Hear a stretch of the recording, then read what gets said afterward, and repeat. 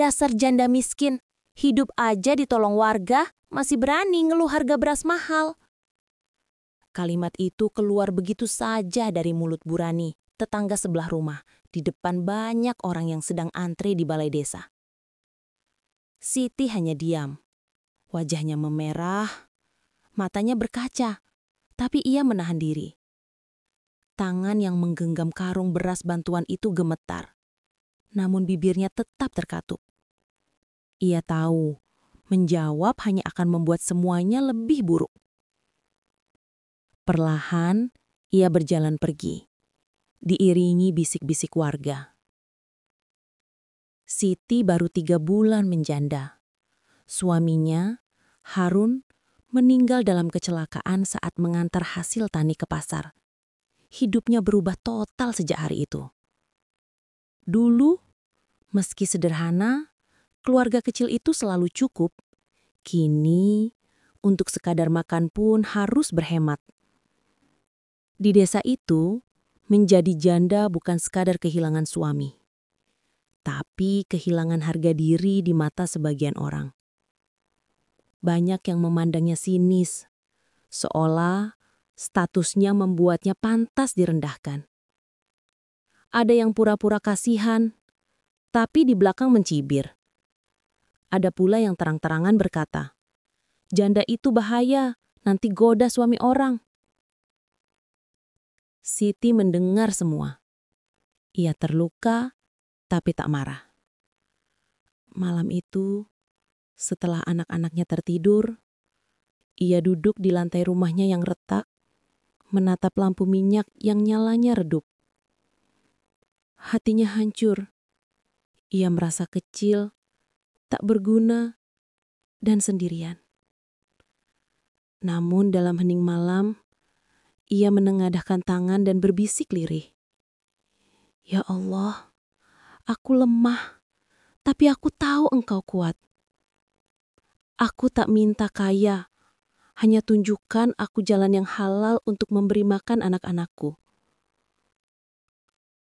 Air mata jatuh di pangkuannya. Itulah malam di mana kesedihan berubah menjadi doa. Dan doa berubah menjadi tekad. Keesokan harinya, Siti memutuskan membuka warung kecil di depan rumah. Ia menjual kopi, gorengan, dan jajanan anak-anak dengan peralatan seadanya. Banyak yang menertawakan, "Warung janda, siapa yang mau beli di sana?" Tapi Siti hanya tersenyum. "Tak apa, aku mulai dari yang kecil, asal halal." Ia tak tahu, langkah sederhana itu akan menjadi awal dari perubahan besar, bukan hanya untuk dirinya, tapi untuk seluruh desa. Pagi-pagi sekali, aroma minyak goreng dan kopi hitam mulai tercium dari halaman rumah Siti. Dengan meja kayu bekas dan panci kecil peninggalan almarhum suami, ia membuka warung mungilnya. Hanya ada beberapa jenis dagangan, gorengan, teh manis, kopi, dan sedikit kebutuhan pokok seperti gula dan sabun. Hari pertama, tak banyak pembeli. Sebagian warga hanya lewat sambil melirik. Ada pula yang berbisik pelan. "Kasihan ya, sudah janda, masih jualan sendirian." Namun, Siti tak peduli. Ia tetap tersenyum, menyapa siapapun yang lewat. Ketika ada anak kecil datang ingin beli permen tapi uangnya kurang, Siti justru berkata lembut, "Bawa saja dulu nak, bayarnya nanti kalau punya." Anak itu pun tersenyum lebar dan entah mengapa keesokan harinya datang lagi membawa teman-temannya. Hari berganti minggu, warung Siti mulai punya pelanggan tetap. Tukang becak, ibu-ibu yang lewat sehabis pasar, hingga anak-anak sekolah yang mampir beli gorengan. Meski keuntungannya kecil, Siti selalu menyisihkan sedikit untuk sedekah. Baginya, memberi tidak harus menunggu kaya.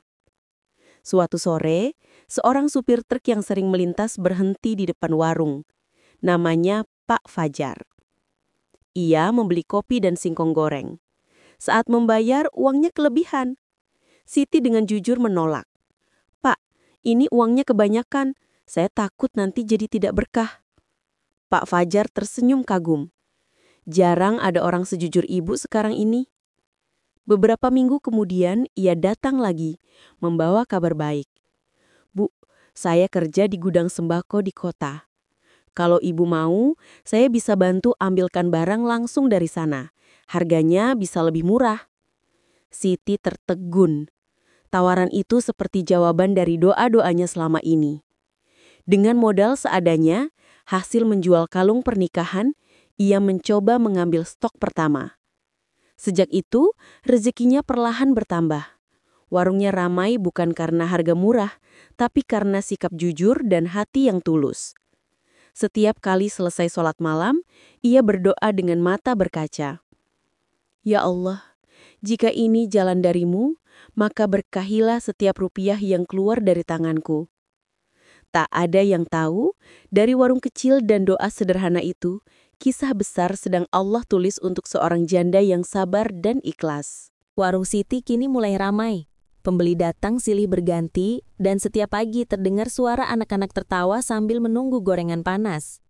Namun, di balik semua itu, ada mata-mata iri yang memperhatikan. Salah satunya, Bu Rani. Dulu ia menertawakan Siti, tapi kini diam-diam merasa tersaingi. Warungnya sendiri mulai sepi, dan banyak pelanggan yang pindah ke warung Siti karena keramahan dan kejujurannya. Hati yang dipenuhi iri mulai melahirkan fitnah. "Hati-hati sama Siti itu," bisiknya pada warga lain. Katanya, ada laki-laki dari kota yang sering kirim barang. Jangan-jangan dia punya simpanan. Berita itu menyebar cepat seperti api. Dalam waktu seminggu, banyak orang mulai menjauh. Beberapa pelanggan tak datang lagi. Anak Siti, Laila, bahkan menangis karena diejek di sekolah. "Ibumu janda penggoda, katanya punya pacar orang kota." Malam itu, Siti memeluk anaknya erat-erat. Matanya berkaca, tapi suaranya lembut. "Nak, kalau orang berkata buruk, jangan dibalas. Kebenaran itu tidak perlu teriak. Allah yang akan membela." Namun cobaan belum berhenti. Suatu malam, warung kecil itu terbakar. Korsleting listrik membuat api melahap habis seluruh isi warung. Siti hanya bisa berdiri kaku di depan kobaran api, melihat jerih payahnya lenyap dalam hitungan menit.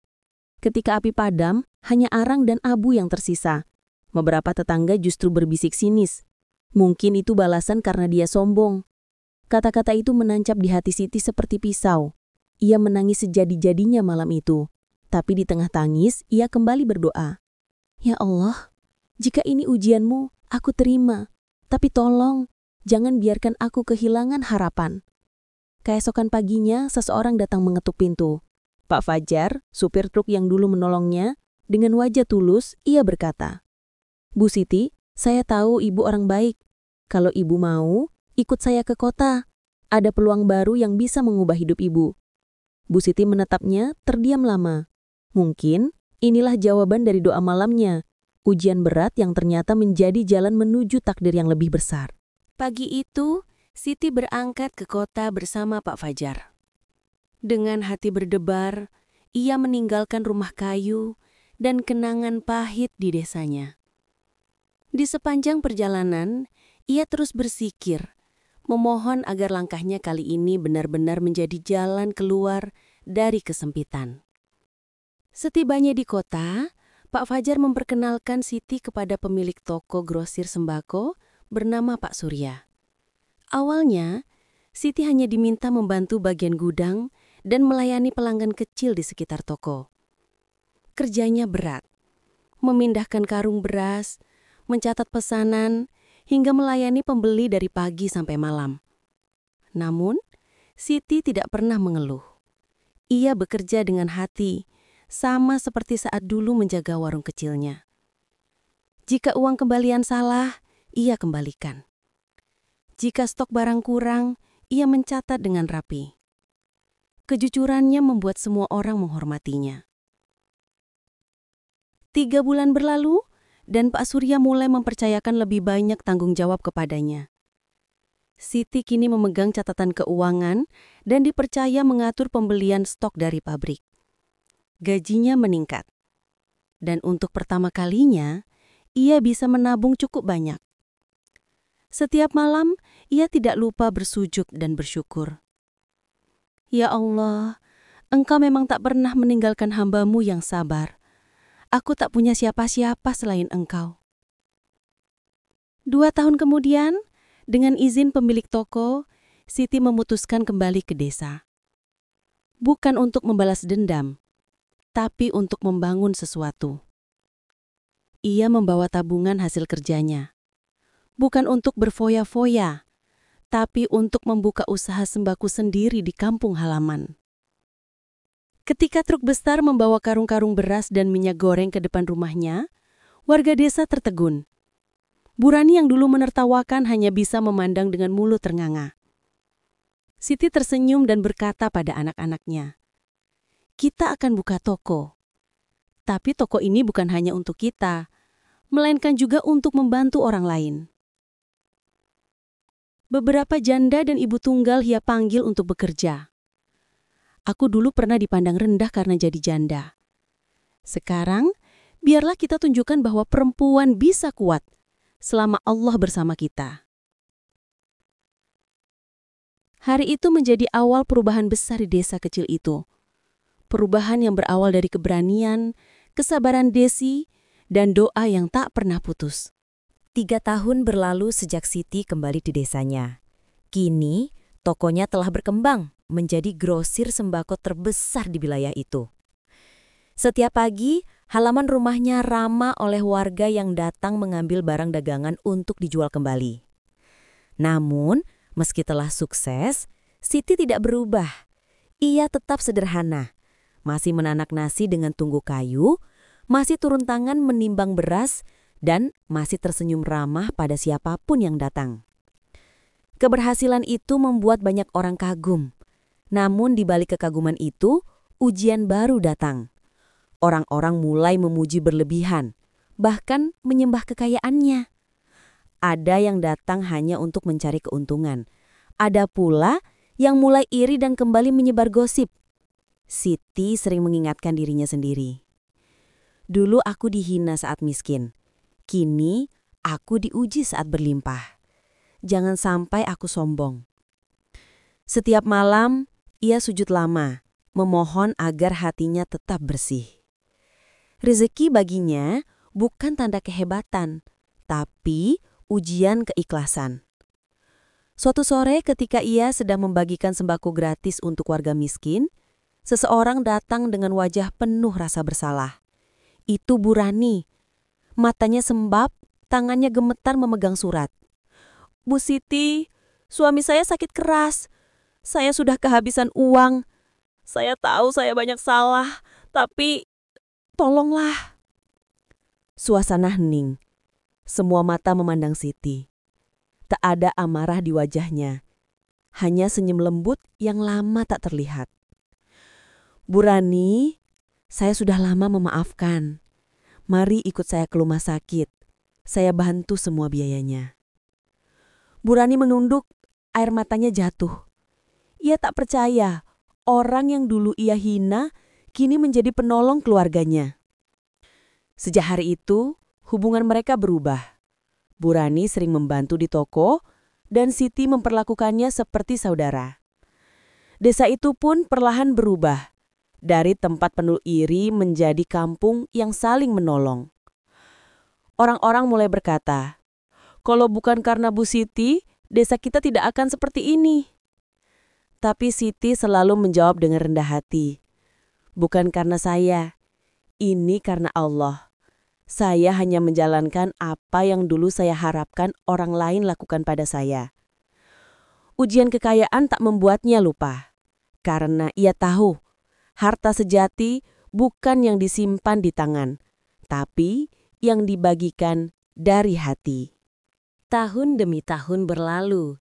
Kini, Siti dikenal bukan hanya di desanya, tapi juga di beberapa wilayah sekitar. Orang-orang memanggilnya Bu Siti Dermawan.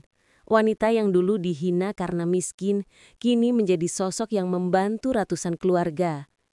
Ia mendirikan koperasi kecil untuk petani, membuka beasiswa bagi anak yatim, dan setiap bulan Ramadan Ia membagikan sembako ke seluruh rumah di desa, tanpa memandang siapa dulu yang menolong atau menghina.